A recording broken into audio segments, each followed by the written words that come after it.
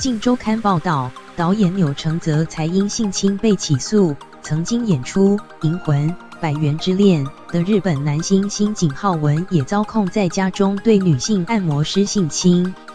他坐警车进警局调查，并且承认犯行，家中也遭到搜索。事情发生在去年7月，新井浩文请了一名30多岁的女按摩师到家中服务，结果硬上人家。受害女子在8月报案，对此经纪公司称还无法回应。过去新井浩文曾跟二阶堂富美、夏帆等女星传过绯闻。